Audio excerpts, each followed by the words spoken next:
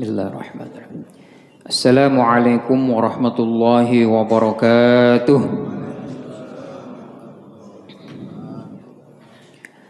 Alhamdulillah, alhamdulillahilladzi bini'matil imani wal islam, bini'mati da'wah wal uquwah, bini'matil hikmah wa risalah, bini'matil quran wal istiqamah. Asyhadu an la ilaha illallah wahdahu la syarikalah. Asyhadu anna Muhammadan abduhu wa rasuluhu la nabiyya wa la rasula ba'dah.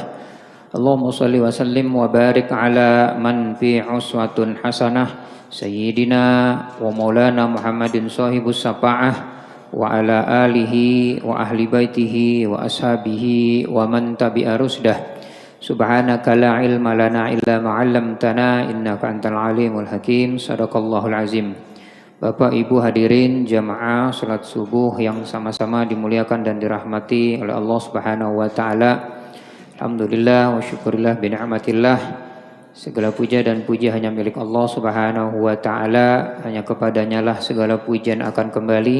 Shalawat teriring salam senantiasa tercurah kepada al-qudwah wal uswah jami'al alamin rahmatan lil alamin, khatamul anbiya wal mursalin Rasulullah Muhammad sallallahu alaihi wasallam, yang dengan risalahnya sehingga sampai dengan hari ini kita sama-sama dapat membedakan perkara-perkara yang hak dan yang batil, perkara-perkara yang halal dan haram, perkara-perkara yang syar'iyah dan syirkiyah. Semoga kita termasuk golongan orang-orang yang mendapatkan syafaat beliau kelak di yaumil qiyamah. Amin ya rabbal alamin. Bapak Ibu hadirin yang sama-sama dimuliakan dan dirahmati Allah Subhanahu wa taala. Insyaallah hari ini kita akan melanjutkan bab tentang gangguan jin dalam jasad manusia. Pada pertemuan sebelumnya kita sudah membahas tentang waktu-waktu jin itu masuk ke dalam jasad manusia. Ada waktu-waktunya kapan, kita sudah bahas. Di antaranya adalah saat orang kondisi marah yang tidak terkendali dan seterusnya. Sempat kita bahas 2 pertemuan. Lalu kemudian kita pada pertemuan ketiga kita membahas tentang gejala-gejala gangguan jin. Ya. Dan insya Allah hari ini kita akan masuk bab yang terakhir, yaitu alasan kenapa kemudian jin itu masuk ke dalam tubuh manusia. Ya, jadi ada sebab-sebabnya, ada alasan-alasannya. Ya, seperti saya gambarkan lah ilustrasinya begini. Kenapa kita itu setiap subuh Ahad datang ke Masjid Baitul Maqfirah? Tentu ada alasan-alasannya dan setiap alasan kita berbeda. Dan yang tahu itu adalah kita, ya, masing-masing kita. Yang jelas kalau subuh di Masjid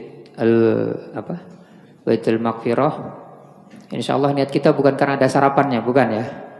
Ya, insya Allah Senin sampai Sabtu dan Ahad sama ya jemaahnya ya. Insya Allah. Jadi ada alasannya kenapa kita datang. Ada yang alasannya karena mungkin ya sudah ini menjadi sebuah kewajiban kita, ya, menjadi rutinitas kita. Ada yang karena tahu keutamaannya, ya.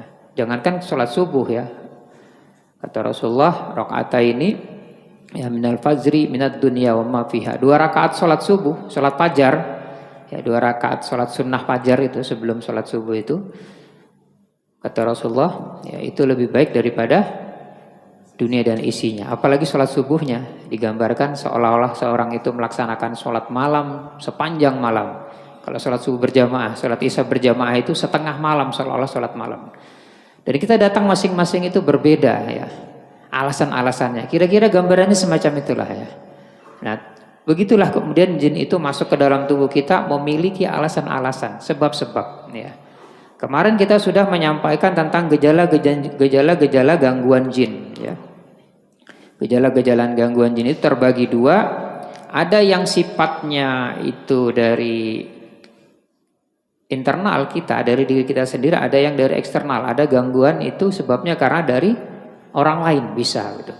Kita kemarin baru membahas tentang gangguan saat orang itu sadar, saat orang itu terjaga, kenapa kemudian bisa terganggu.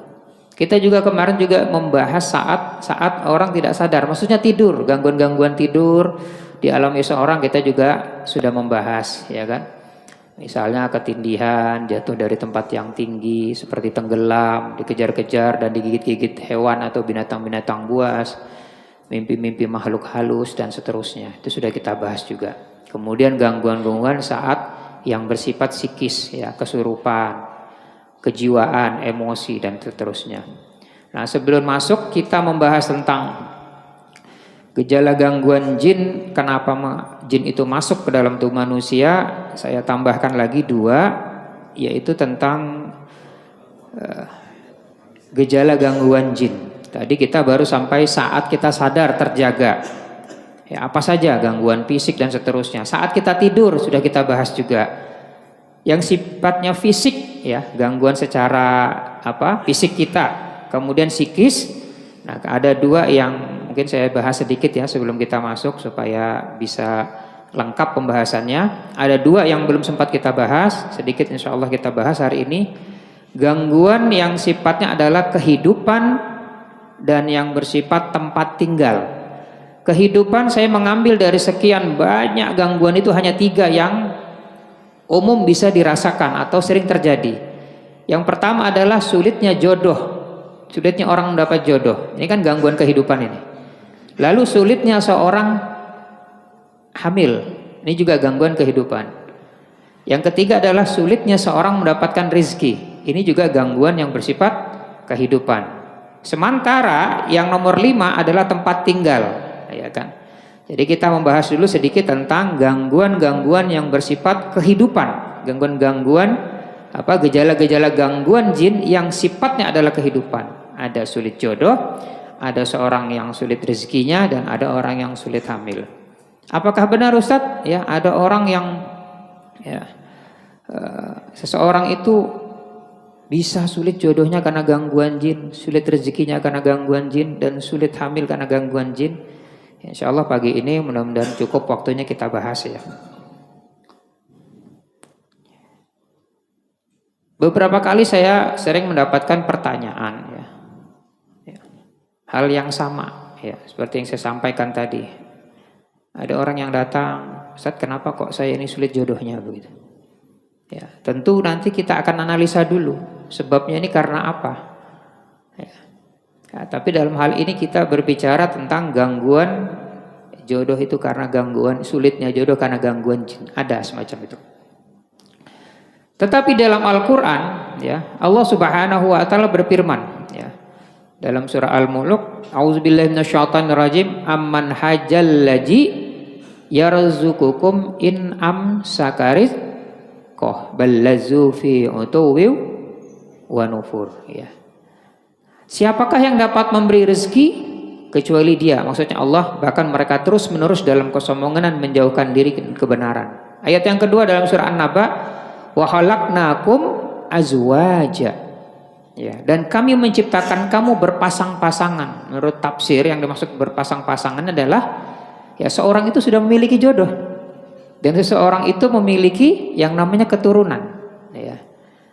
Nah, jika kita renungkan 2 ayat di atas, maka akan terlihat bahwa dengan jelas bahwa rizki jodoh adalah wilayah kekuasaan Allah. Ya. Maka fenomena terhalangnya rizki memang benar adanya dan terlihat dari ayat di atas. Tapi yang mampu melakukannya adalah Allah Subhanahu Wa Taala. Ya, sang pemberi rizki, bukan jin apalagi dukun. Ya. Ayat tersebut sangat jelas menyebutkan siapa penguasa rizki dan jodoh itu. Kemampuan dukun dan jin untuk menutupi rezeki tidak pernah disinggung dalam ayat di atas. Tapi kenapa kemudian ada orang yang terganggu? Nah, ini kita akan bahas di sini. Ini yang pertama, mungkin kita pernah mendengar kisah 3 pemuda yang mengadu kepada Hasan Al-Basri. Yang satu mengadu tentang kekeringan musim kemarau. Yang kedua tentang sulitnya mendapatkan rezeki, sulitnya mendapatkan harta, dan yang ketiga sulitnya mendapatkan keturunan. Jodoh berarti keturunan. Maka kata Hasan Al-Basri, orang yang datang pertama ini disuruh pulang hanya disuruh banyak berzikir saja. Yang kedua juga datang disuruh pulang, suruh banyak berzikir saja, banyak istighfar maksudnya, mohon maaf, banyak istighfar. Yang ketiga juga sulit mendapatkan keturunan, disuruh istighfar. Lalu kemudian orang-orang yang berada di tempat beliau berkata, wahai ya Syekh, kenapa ada orang yang datang dengan 3 masalah yang berbeda, tapi kau hanya menyampaikan solusinya hanya disuruh pulang dan banyak-banyak istighfar. Maka apa jawab Hasan al-Basri? Hasan al-Basri kemudian menjawab, ini adalah perintah Allah dalam Al-Quran. Dalam surah Nuh ayat 10 sampai dengan 12, Allah berfirman, Faqultu astaghfiru rabbakum innahu kana ghaffara yursilis sama alaikum mitrara. Ini jelas ayatnya ya. Maka aku berkata kepada mereka, maka beristighfarlah, mohon ampun kepada Tuhanmu, sungguh Dia Maha Pengampun, niscaya Dia akan menurunkan hujan. Yang datang tadi pertama adalah kesulitan air, kekeringan. Yang kedua, ya, dia memperbanyak harta, rezeki, Allah banyakkan hartanya, ya, dengan kebun-kebun, ya. Lalu kemudian dia akan membanyakkan anak-anakmu, berarti memiliki keturunan. Kesimpulannya apa? Ayat di atas menjawab pertanyaan kita terkait dengan masalah jodoh, keturunan maupun rezeki harta. Salah satu penyebab yang menghalangi adalah karena dosa. Makanya kemudian Hasan al-Basri menyuruh untuk kemudian banyak beristighfar saja amalannya, mengevaluasi, muhasabah, banyak memohon ampun kepada Allah. Nah, jika kita mengkaji tentang surat Nuh ini ya, ayat 1 sampai dengan selesai, maka secara umum perintahnya adalah untuk kita banyak-banyak beristighfar. Ya, kita saja habis sholat Pak, Bu ya. Habis sholat itu assalamualaikum warahmatullah, assalamualaikum warahmatullah. Kita tidak membaca alhamdulillah. Apa yang kita baca? Astagfirullahaladzim. Padahal kita baru melaksanakan kebaikan, baru melaksanakan ibadah. Karena boleh jadi ibadah yang kita kerjakan itu, ya, ada hal-hal yang mungkin kita lalai. Maka kemudian kita banyak beristighfar.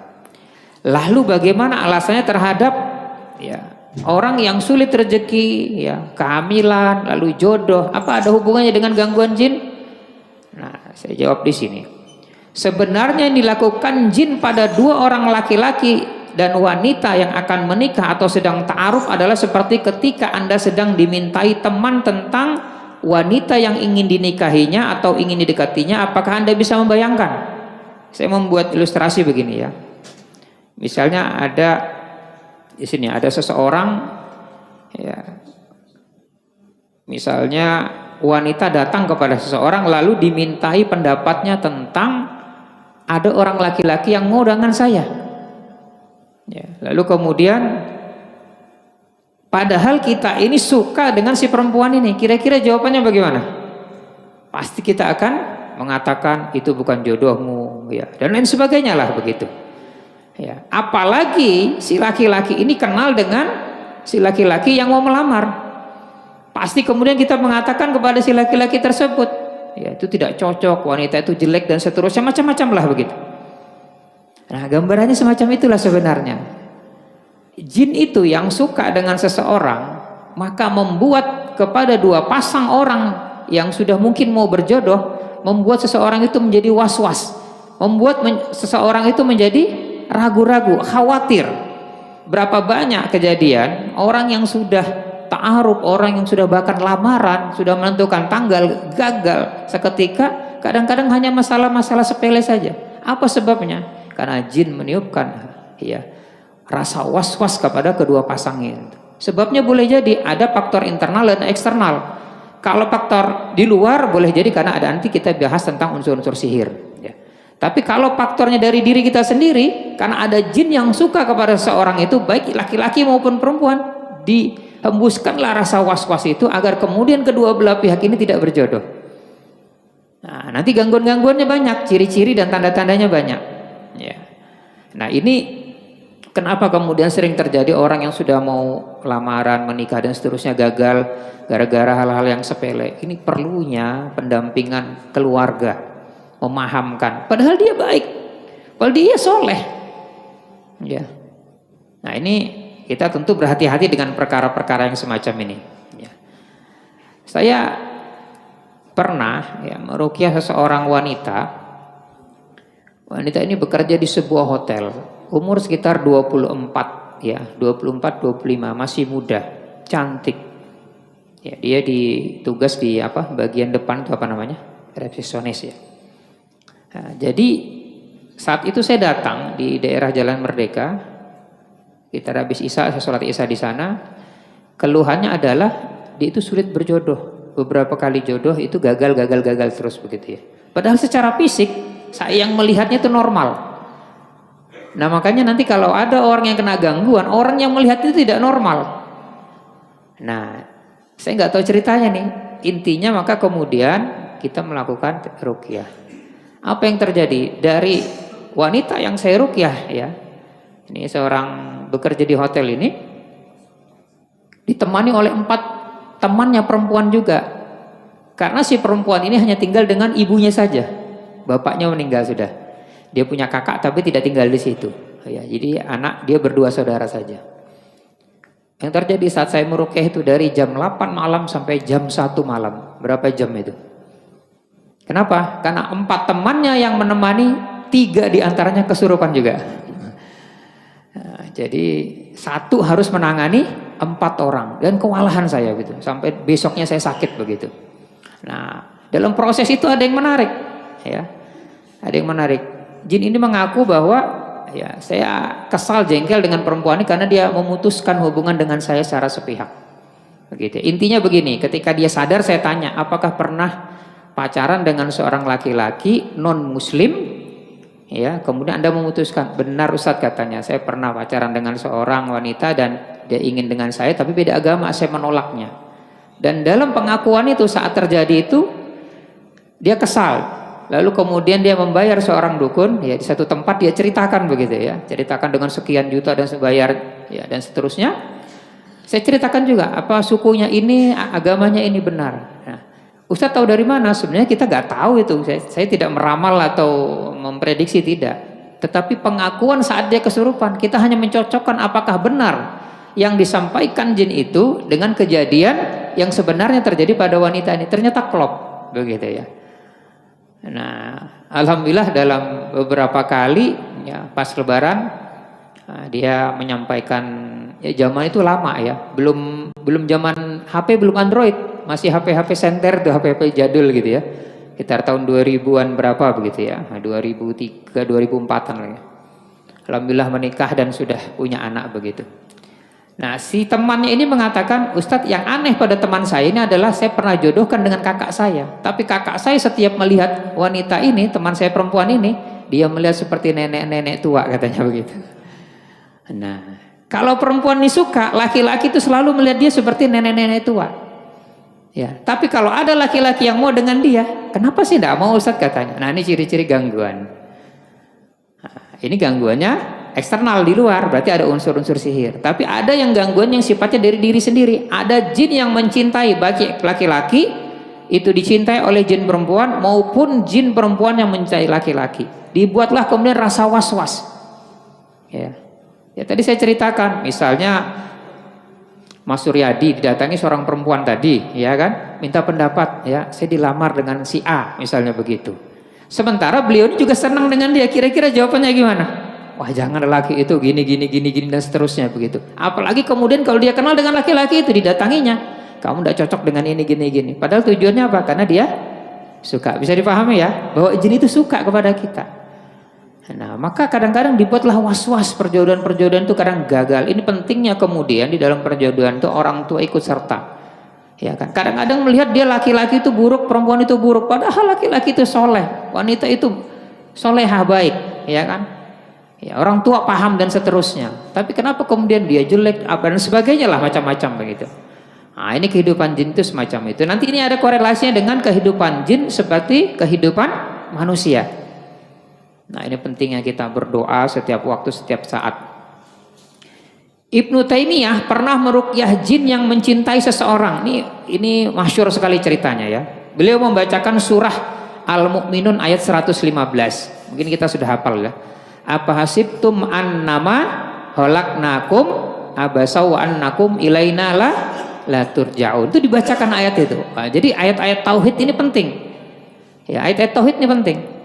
Dulu di awal-awal saya tidak paham ketika belajar kenapa kok ustadz-ustadz itu ya, kami di Bogor di pesantrennya Al-Ma'ruf Arifin Ilham itu Ketika ada proses ruqyah tuh Ustadz tuh sering mengangkat angka tangan satu begini, kita nggak paham dulu. Ternyata itu tauhid. Allahu ahad, Allah hanya satu. Allah itu ahad, tidak beranak, tidak diperanakan. Laisa kamitslihi syai'un, yang tidak ada serupa dengan dia. Jadi kadang-kadang dengan mengangkat tangan dengan satu jari gini aja, gangguan jin itu bisa bereaksi dan ketakutan. Ya.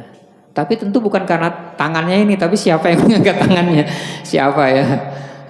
Jadi siapa yang mengangkat begitu? Nah, jadi dibacakanlah ayat itu. Maka apakah kamu mengira bahwa sesungguhnya kami menciptakan kamu secara main-main saja, bahwa kamu nanti akan dikembalikan kepada kami? Jadi ada dua ayat yang bagus ya, ketika ada orang gangguan itu dibacakan ayat tadi Al-Mu'minun 115, afasibtum annama khalaqnakum abasaw wa annakum inna la turja'un fata'allahul malikul haq, dan seterusnya bisa dibaca, tapi satu ayatnya cukup dengan wa ma khalaqtul jinna wal insan illa liya'budun. Ayat ini sederhana tetapi maknanya sama dengan Al-Mu'minun tadi. Allah ciptakan jin dan manusia untuk beribadah. Nah, jin-jin yang menyadari itu bahwa iya ya, saya ini diciptakan oleh Allah sama seperti manusia untuk ibadah. Kenapa kemudian mengganggu? Ya, tapi lagi-lagi siapa yang membacakan dan keyakinan kita terhadap apa yang kita lakukan. Ya, mungkin tidak semua yang bisa begitu ya, tapi keyakinan kita. Karena yakin ini menghilangkan keraguan. Keraguan itu melemahkan keyakinan. Maka pentingnya sebuah keyakinan.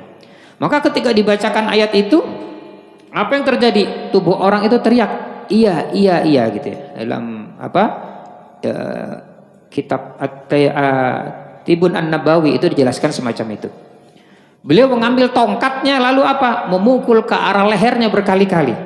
Ya, maka orang yang menyaksikan, wah ini bisa mati ini ya. Ya, mati orang yang dipukulkan ini. Namun tiba-tiba jin yang ada dalam tubuh tersebut berkata, aku mencintainya, katanya begitu. Jadi jin itu bisa mencintai seseorang. Ya, itu yang kemudian nanti sulitnya jodoh dan seterusnya ya. Apa kata Ibnu Taimiyah ya? Lalu kemudian dia mengatakan, tapi dia tidak mencintaimu ya. Jin itu berkata lagi, aku ingin pergi haji bersamanya. Apa kata Ibnu Taimiyah? Tapi dia tidak mau pergi haji denganmu ya. Dijawab lagi oleh Ibnu Taimiyah. Lalu jin tersebut berkata, aku mau keluar dari tubuh demi kemuliaanmu wahai Ibnu Taimiyah. Jadi setelah terjadi dialog, maka kemudian berkata, aku tidak mau keluar ya karena aku mencintainya. Tapi kata Ibnu Taimiyah, dia tidak mencintaimu. Aku mau pergi haji dengannya, tapi dia tidak mau pergi haji denganmu. Sampai kemudian, baik saya mau keluar. Karena dipukul berkali-kali itu dengan tongkat ya. Lalu katanya, baik aku mau keluar dari tubuh ini karena kemuliaanmu, katanya. Menarik kan ini kan kata-katanya. Nah, ini kita juga belajar tentang tauhid, bahwa apa hubungannya? Ya. Seolah-olah hebat kita. Benar? Saya mau keluar karena ya Ustadz, saya berkali mendapati kasus-kasus semacam, ya Ustadz saya mau keluar karena Ustadz orangnya ahli ibadah. Hebat gitu ya. Ujub kita kan?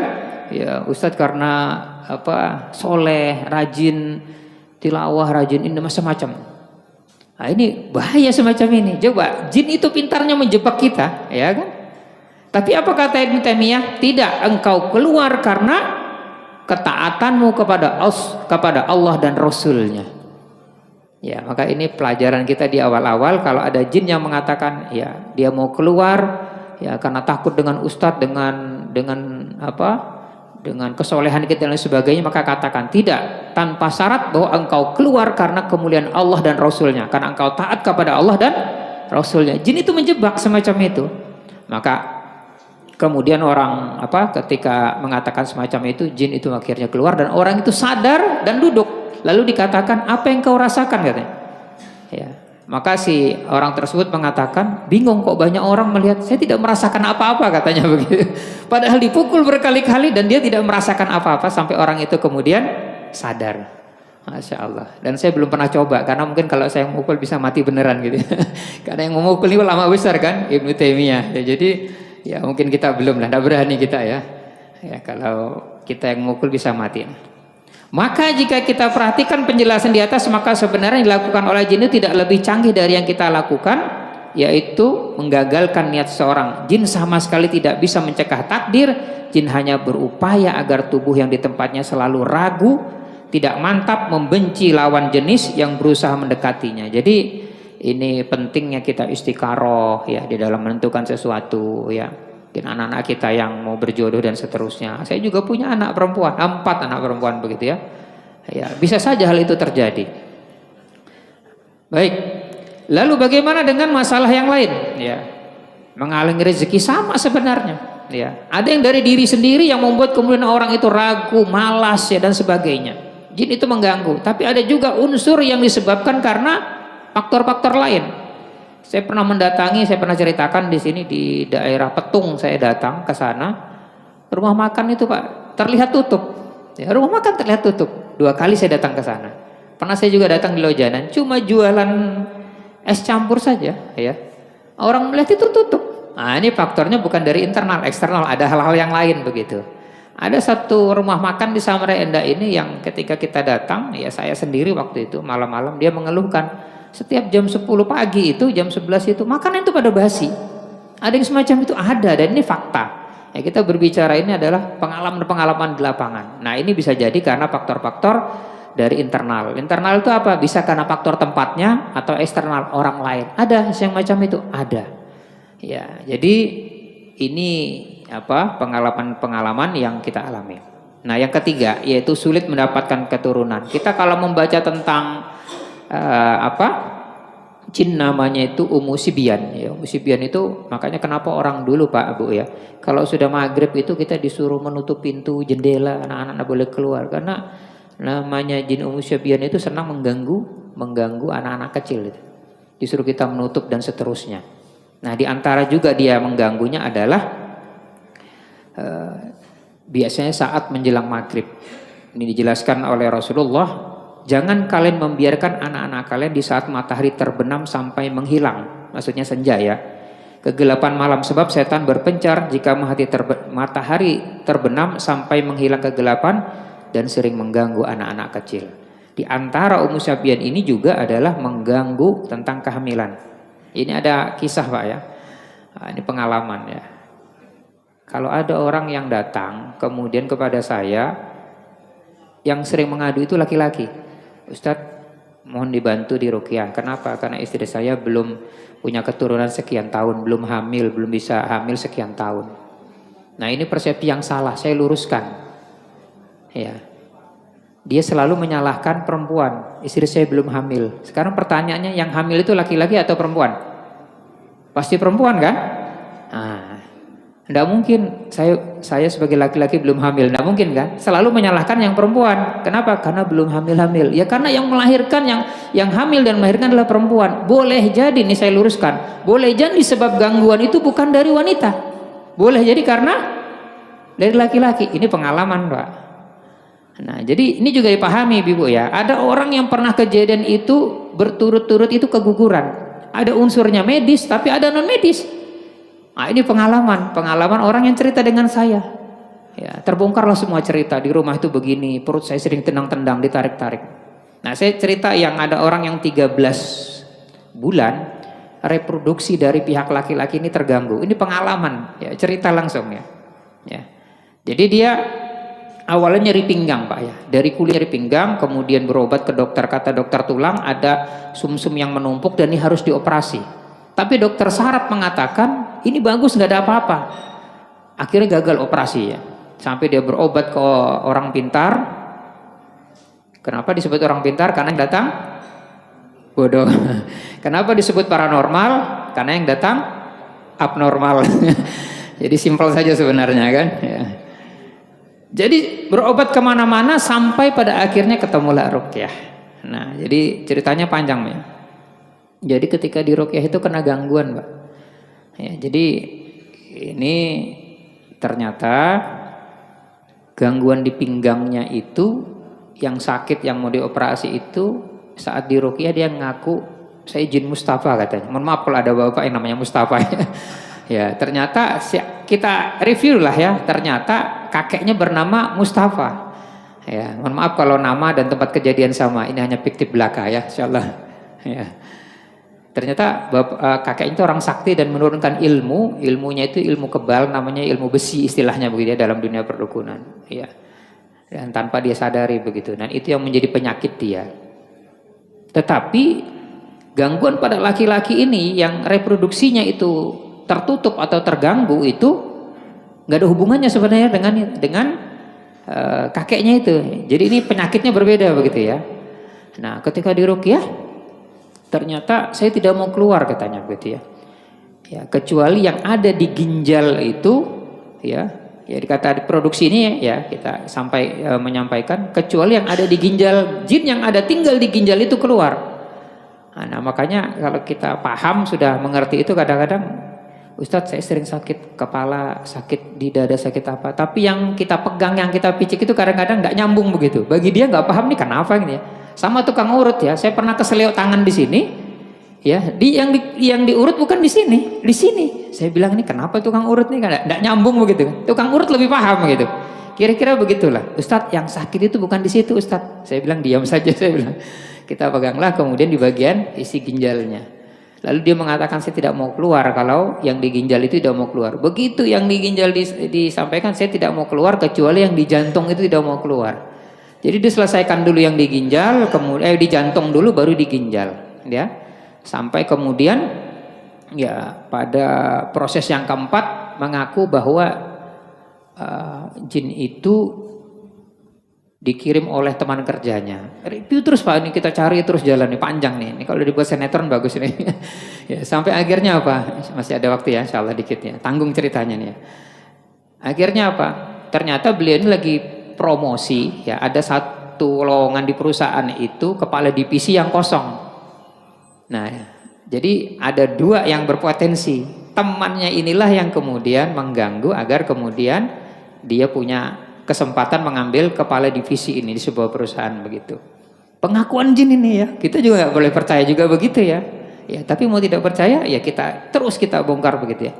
Sampai akhirnya benar ya. Pengakuan-pengakuan itu coba didatangi. Ternyata si temannya ini tidak ada niat untuk mengganggu si temannya ini yang sampai reproduksinya terganggu sehingga perempuan istrinya tidak bisa dihamili begitu ya. Ternyata dia hanya datang ke orang pintar, ke dukun, hanya diberikan lapat-lapat wirid-wirid supaya lapat-lapat wiridnya itu membuat dia mendapatkan posisi di kepala divisi itu. Ternyata efek dari yang dibaca itulah berdampak kepada saingannya itu. Dan nggak ada hubungannya awalnya, ternyata ada hubungannya, ada korelasinya, ada efeknya begitu ya.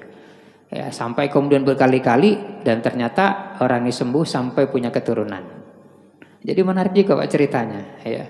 Jadi memang ada orang-orang yang ternyata secara akal kita ini tidak bisa hamil karena perempuannya, mohon maaf ya bahasa mandul, laki-laki mandul, tapi boleh jadi kadang ada unsur-unsur jin yang mengganggu. Makanya biasanya kita temukan kedua-duanya, tidak istrinya saja, ya, tapi kedua-duanya. Seperti saya mengalami kejadian di Bengkuring, ya, laki-laki ini menikah 5 tahun Pak, belum punya keturunan, ya, dia orang dari Hulu suaminya, datanglah. Kita datang ketika kita terapi 6 bulan berikutnya pas Ramadan saya datang ke blok sebelahnya. Ternyata yang menelpon itu adalah ibunya juga. Jadi dia tetanggaan kakak adik. Alhamdulillah Ustadz katanya yang di sebelah anak saya sudah isi 6 bulan katanya. 5 tahun. Iya. Kemudian dia menceritakan lagi di temannya ada juga di sini Pak di Jalan M Said ini agak ke sana. Ya, temannya juga sama kerja di bank. Itu 4 tahun. Istrinya orang Banjar, suaminya orang Solo. Kerja di sebuah bank. Kita ngobrol juga begitu.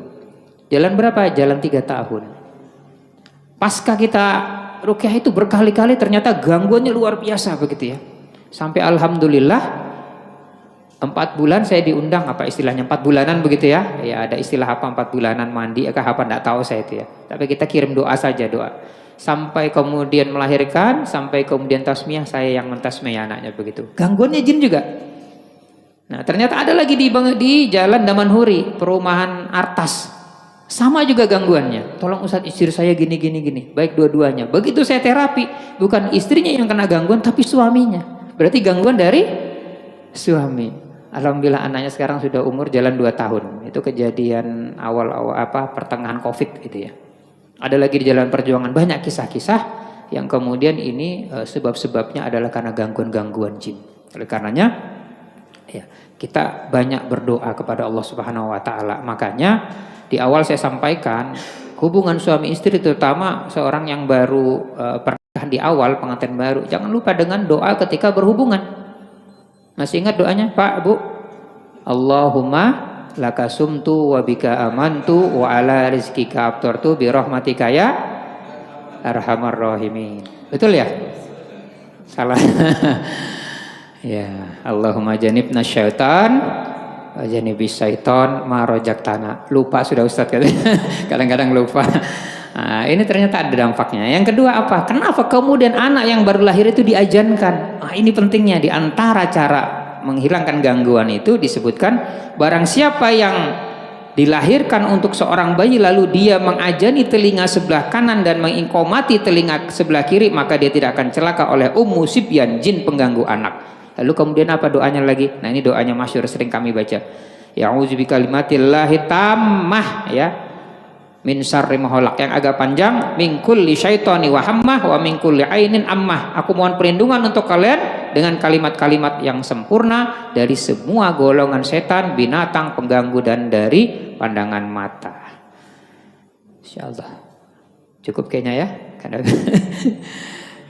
ya kayaknya yang ketiga belum terbahas nih, alasan jin masuk ke dalam jasad manusia. Tidak apa-apa ya, insyaallah mungkin minggu depan kita selesaikan. Saya kasih gambaran secara umumnya saja alasan jin masuk ke dalam jasad manusia. Jin memiliki hawa nafsu.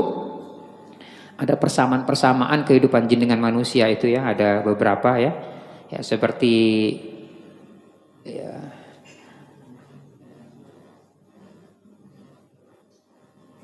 jin mempunyai nafsu lalu kemudian nah di sini jin mempunyai hati, mempunyai mata, mempunyai bahasa, mempunyai negara ya, mempunyai suku ya, beranak pinak, bisa berhubungan dan seterusnya ya. Yang kedua karena jin itu dendam kepada manusia, membuat jin itu marah. Yang ketiga karena ingin mengganggu dan sudah menjadi tekad iblis ya. Dan yang terakhir karena perintah tukang sihir atau bantuan dari bangsa-bangsa jin yang diperintah oleh manusia. Insya Allah mudah-mudahan nanti kita akan bahas. Kita buka sesi tanya jawab karena kita masuk di 6.15 ya syuruknya ya. Baik, silahkan. Baik, silahkan Bu, kasih mic boleh. Ibu-ibu ya, yang bajunya sama dengan saya ya.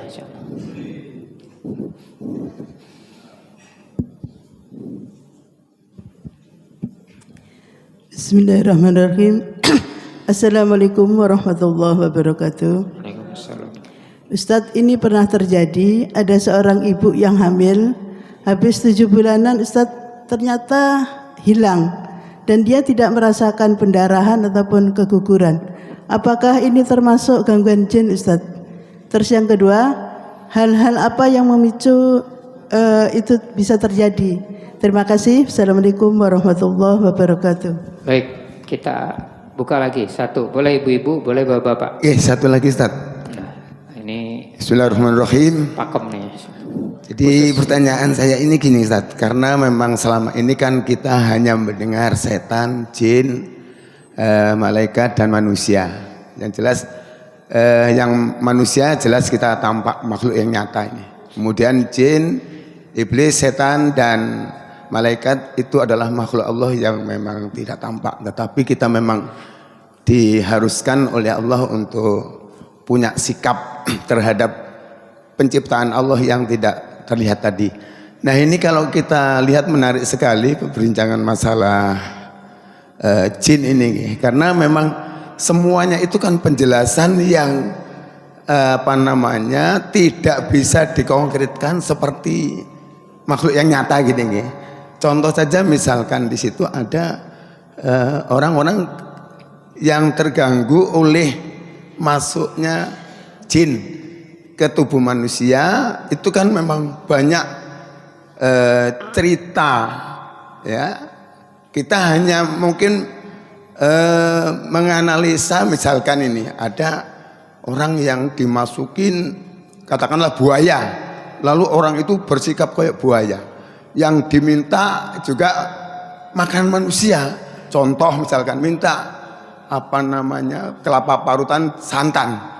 Nah itu ternyata memang yang diminta itu adalah makanan-makanan manusia. Loh, apakah pertanyaan saya ini, apakah jin itu dengan iblis, dengan setan itu diciptakan untuk mengganggu, kerjaannya untuk mengganggu manusia gitu? Apakah tidak ada sama sekali namanya iblis dan setan itu yang berperilaku baik gitu terhadap manusia?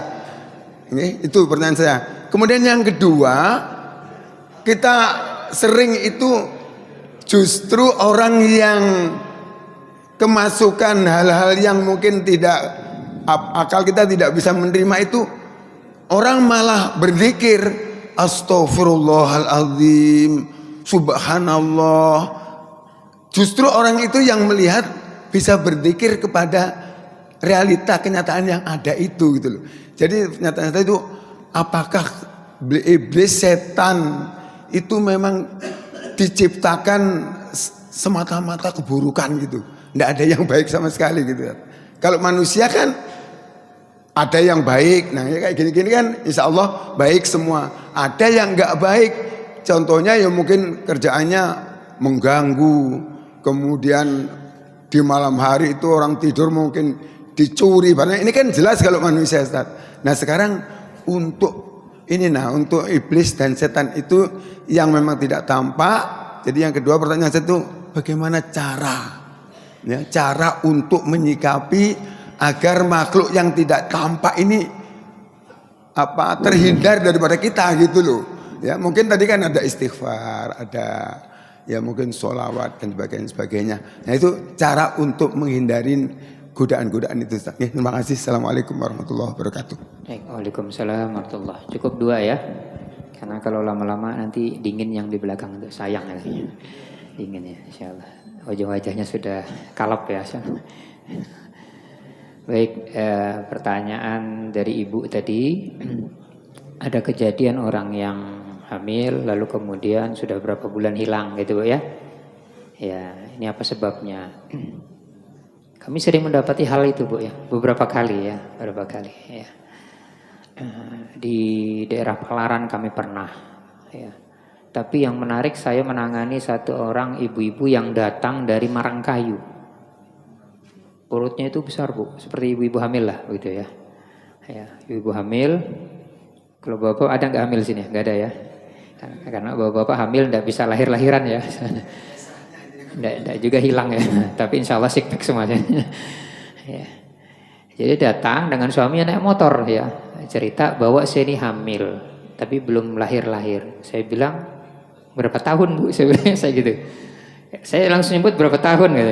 Langsung dia jawab 2 tahun. Nah, dan saya pastikan bahwa hamilnya ibu itu gaib, saya bilang begitu. Dan di dalamnya tidak ada isinya. Dan kalau tidak percaya, silahkan ibu, apa namanya kalau periksa tuh? USG ya? USG. Dia jawab, benar Ustadz katanya. Saya pernah USG dan gak ada isinya, tapi dia hamil loh. Karena dia lama tidak hamil, tiba-tiba hamil, senang kan, dibiari aja begitu. Tapi kok 9 bulan, tidak lahir sampai setahun, sampai 2 tahun. Ibu-ibu dari Marangkayu dengan suaminya berdua datang. Dan kita pastikan bahwa hamilnya adalah hamil yang sifatnya gaib. Nah ini yang saya pernah ceritakan. Kok ada satu orang pintar lah ya, mana saya sampaikan juga di sini ya, di satu tempat di daerah. Tapi bukan di Samarinda, di luar Samarinda begitu, yang banyak kemudian orang datang ke sana yang berobat dan seterusnya ya, dikasih A, B, C dan seterusnya. Biasanya di antara syaratnya adalah tidak boleh diperiksakan ke dokter. Ya, tidak boleh di ronsen atau USG dan seterusnya. Maka akan terjadi gini dan seterusnya. Nah, ini biasanya yang pertama sebabnya adalah ketika dia belum bisa hamil, biasanya dia berobat dengan cara-cara yang salah. Ini yang pertama biasanya. Maksudnya apa? Dia berobat dengan cara-cara yang tidak syariat. Ya, yang seperti ibu ini ceritakan, benar Ustaz, saya datang ke sini diberi ini, makanan ini, tidak lama kemudian saya hamil. Syaratnya harus ini. Maka saya simpulkan bahwa kehamilannya itu adalah kehamilan yang sifatnya gaib. Ya, jadi tidak semestinya begitu. Ya, memang terlihat besar tuh. Ini terjadi, datang langsung ke tempat saya. Dan ini bukan sekali dua kali, banyak. Dan rata-rata yang semacam itu pernah berobat atau datang ke suatu tempat berobat dengan cara-cara yang tidak lazim. Maka sesungguhnya kehamilan itu sifatnya adalah goib. Maka bisa terjadi bahwa si ibu ini tidak akan pernah melahirkan atau suatu saat nanti hilang. Saya pernah jam 10 malam ditelepon di daerah Peti Kemas itu apa namanya? Daerah Bukuan ya. Ah itu. Ini jalan ini bisa nggak? Kenapa? Ini anak saya katanya sudah 9 bulan 10 hari ya, tinggal menunggu waktu saja kelahiran. Tiba-tiba hilang Ustaz katanya gini-gini ya. Saya datang ke sana Pak. Nah, kita review dulu apa persoalannya. Nah, umumnya biasanya orang-orang yang sulit hamil itu, mohon maaf, dia tidak menjalani proses kehamilan itu sesuai dengan yang pertama sunatullahnya. Sunatullahnya apa? Misalnya ada seorang ibu yang sulit hamil karena unsur-unsur, ada yang kita pernah dengar ya, karena lemak berlebih, mohon maaf ya, karena ada gemuk dan seterusnya, harus begini dan seterusnya, nutrisi dan seterusnya. Ini kan unsur-unsur yang sifatnya medis, yang harus juga diselesaikan dengan medis ya. Tapi ada unsur yang sifatnya non medis, maka diselesaikan dengan cara non medis tapi sesuai syariat. Umumnya biasanya ini dia menggunakan cara-cara yang tidak syariat. Hilang itu di jalan, tadi saya bilang Bukuan. Saya ingat betul nama jalan di sana itu namanya Jalan Nanas atau apa gitu ya, nama buah saya ingat. Ini terjadi lama sekali begitu. Maka penting kemudian kita ya kan, apabila terjadi hal-hal semacam ini, jangan kita buru-buru kemudian mengambil cara yang salah. Ya. Atau bisa jadi sebabnya karena dari faktor laki-lakinya, bisa jadi. Kalau belum hamil-hamil boleh jadi karena faktor laki-lakinya. Makanya Ustaz, istri saya belum hamil-hamil. Iya benar, karena yang hamil itu adalah perempuan, bukan laki-laki. Lalu kemudian dia menyimpulkan yang salah adalah ibu perempuan. Coba yang hamil itu laki-laki, pasti ibu-ibu yang ngomong, Ustaz, suami saya nggak hamil-hamil. Masih begitu kan, menyalahkan suaminya. Nah, boleh jadi permasalahan itu adalah kedua belah pihak. Nah, nanti selain di terapi ada amalan-amalan yang kita lakukan, diantaranya dalam surat Nuh tadi ayat 10 sampai 12. Ya, jadi disuruh banyak istighfar. Nanti banyak itu anunya. Ya, tidak sekali dua kali kemudian harus selesai, tidak. Ya, tapi ada juga yang hanya hitungan hari minggu, ya Allah kasih izin, bukan kemampuan. Saya pribadi ya, saya berpikirnya normal saja, boleh jadi mungkin belum pas kemudian kita doakan, memang disitulah kemudian. Makanya pentingnya kita doa itu jangan putus asa. Kenapa? Kadang-kadang doa itu Allah sudah tentukan bahwa kamu hamil nanti ketika nanti sudah berumur 3 tahun misalnya dari pernikahan. Kita ini putus asa sudah, harusnya besok kita sudah mau berdoa malam, sudahlah putus asa. Padahal doa kita terakhir nanti malam adalah ditakdirkan oleh Allah. Kita hari ini sudah putus asa, tidak mau lagi berdoa. Nah, jadi ini kita perlu, saya tidak bisa menyimpulkan apa sebabnya. Boleh jadi nanti itu salah satu dari pengalaman kami adalah ada orang yang mau ingin punya keturunan tapi dia dengan cara yang salah. Ada lagi yang menarik, ada 2 orang bersahabat di jalan perjuangan itu. Dia ini pingin namanya bayi tabung begitu ya. Ya, jadi berdua ini salah satu di antara, ternyata bayi tabung ini mahal Pak. Masya Allah, sampai ratusan juta ternyata ya di Jakarta ya. Dia cerita, saya mau ternyata ada yang 100, ada yang 200, ada sih yang 30.000 tapi tabung LPG itu ya. Nah itu murah, tapi tidak bisa tabung LPG, beda ya. Ini minta terapi ya. Dan teman yang satunya ini berhasil dan teman satunya tidak berhasil. Padahal teman yang satunya ini ngomong coba ikhtiar dulu kita. Nah boleh jadi juga proses-proses itu ada halangan-halangan dari gangguan-gangguan jin, bisa saja.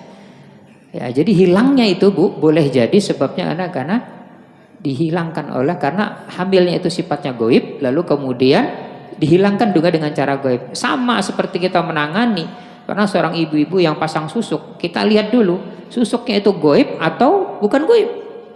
Kalau goib seseorang yang melakukan itu dengan cara yang goib, maka hilangnya secara goib juga. Tapi kalau bukan dengan goib, maka dilakukan dengan tidak dengan cara goib, dengan cara dioperasi. Karena itu ada penipuan-penipuan juga. Saya pernah sampaikan bahwa perdukunan itu ada yang namanya intrik dan ada yang namanya mistik. Ya, ada yang namanya mistik menggunakan media jin, ada yang namanya intrik tapi itu penipuan saja. dan seterusnya. Kira-kira gitu ya gambarannya. Memang ini tidak bisa kita langsung simpulkan A, B, C, tapi makanya perlu kalau saya datang ke seorang itu yang paling penting tuh bukan sekedar rukyahnya, tapi ngobrolnya itu Bu ya. 2 hari yang lalu saya datang ke jalan apa ini ya, sini lurus Pergudangan, ada jalan Kemangi ya. Suami istri sakit gatalan Pak, saya bilang. Ya suami istri. Nah kita tanya gini dan seterusnya, Allah alamnya. Begitu kita rukyah gangguan Pak, gatalan tidak sembuh-sembuh, bereaksi. Nah ini nanti malam mau reaksi yang kedua. Nah kita lihat dulu gatalannya karena apa, ya kan? Ya kalau habis main di hutan gatal, ya karena gatal-gatal hutan kan. Bereaksi ternyata. Kita sudah ada feeling loh, ini gangguan nih sepertinya. Kita terapi. Suami istri yang langsung bereaksi adalah suaminya begitu. Nah ini perlu ada review pertanyaan, kemudian kita lihat sejarah karena keturunan atau apa dan sebagainya. Itu. Yang kedua, pertanyaan Bapak, apakah kemudian jin itu memang tugasnya mengganggu? Gak adakah jin yang baik-baik Pak gitu? Gitu Pak ya kira-kira ya. Berarti enggak nampak. Ya, jin itu ada. Nah ini yang sebenarnya harus kita bahas nih Pak. Kehidupan jin itu seperti manusia. Jin itu ada yang muslim, ada yang kafir Pak. Ya, tapi sebaik-baiknya muslim ya masih baik orang muslim masih baik manusia walaupun manusia itu fasik Pak. Karena jin ini banyak bohongnya. Ada jin yang baik Pak. Ada jin yang soleh, ada jin yang beragama Islam, ada yang beribadah. Kenapa? Karena Allah berfirman dalam Al-Quran yang saya sebutkan di awal tadi, wa ma khalaqtul jinna wal insan illa liya'budun. Ada Pak jin yang baik, ada jin yang ya. Jadi di tubuh kita ini ada 2 koren Pak ya. Ya, ada yang baik, ada yang jahat. Nah, itu bergantung daripada keimanan kita, ibadah kita. Semakin baik keimanan kita, ibadah kita, maka dia semakin kuat. Semakin lemah juga unsur gangguannya itu mengganggu. Ya. Lalu bagaimana kok dikasih makan? Nah, ini nanti yang saya sebutkan tadi, kehidupan jin itu seperti manusia. Ya, makan martabak, makan apa segala macam telur dan seterusnya. Ada Pak begitu. Nah, ini kita bahas nanti. Ya, depan ya karena masuk ya, tapi secara umum bahwa kehidupan jin itu adalah seperti kehidupan manusia, sama. Ada seperti buaya, kita ngeliat biasa saja. Saya pernah merukyah seorang ibu di Jalan Antasari. Ibu ini gangguan Pak, terakhir ya insyaallah. Terakhir, ibu ini melihat seluruh anak-anaknya itu katanya kalau dia bangun lagi gangguan itu anak saya itu seperti buaya semua. Alhamdulillah 2 kali Pak kita terapi karena berobat selama hampir 4 tahun nggak sembuh-sembuh. Ternyata gangguannya non medis. Kita terapi 2 kali di Jalan Antasari, suaminya RT Pak ya di sana itu, alhamdulillah sembuh. Dan sekarang dia tidak lagi melihat anak-anaknya itu seperti buaya. Dia kalau kesurupan tuh Pak katanya minta telur, minta kopi dan mau ke kamar mandi berenang. 2 kali saya datangi, selesai. Ya, jadi memang faktanya ada semacam itu. Nah dia mengganggu manusia dan seterusnya. Insya Allah pekan depan kita bahas tentang kehidupan jin sebagaimana kehidupan manusia. Demikian, mudah-mudahan ada manfaatnya. Al-afu minkum. Assalamualaikum warahmatullahi wabarakatuh.